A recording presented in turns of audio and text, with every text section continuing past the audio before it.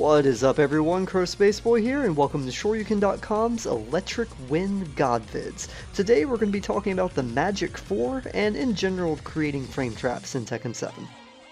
You might be familiar with frame traps from other fighting games. The concept is pretty simple. You put your opponent in a situation where you recover before they do. We actually already covered this in our previous video in regards to jabs, but let's expand on the idea a little bit further.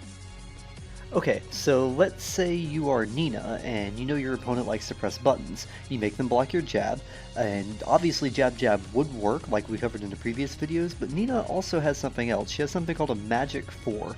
Very simply, this is a button that has a launch property only on counter hit, and it's called Magic 4 because you use 4 to input it. Hey, I didn't come up with it.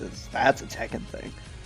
So Magic 4s are high, fast, and safe, and since Nina's in particular is I-11 and you're at +1 after the jab, you're going to trade with your opponent's fastest jab and you're going to beat everything else clean unless it ducks. As you can see, this can lead to a lot more damage than just pressing jab, but you lose your turn if it's blocked. It's important to note that not all Magic 4s are made equally. Not everyone gets full juggles off theirs, and not everyone's Magic 4 is going to frame trap with your jabs. Josie's a great example of this. Her Magic 4 is 12 frames, so she has to be at least +2 to score a frame trap versus 10 frame buttons. Luckily for Josie, that's pretty easy for her to set up.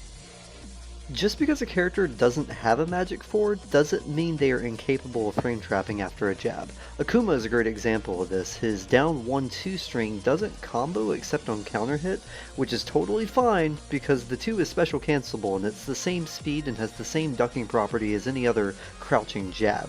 So, I mean, think about it. Akuma can jab you, then do a crouching jab that, if it hits on counter hit, can lead to a full juggle. A counter hit combo starter that beats both jabs and crouch jabs is pretty good.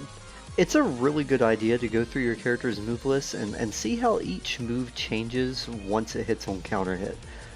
Characters that get big rewards off of frame traps as small as +1 are going to force opponents to play more defensively by their very nature, and if your opponent plays scared, then you have control of the most important thing in the game, them.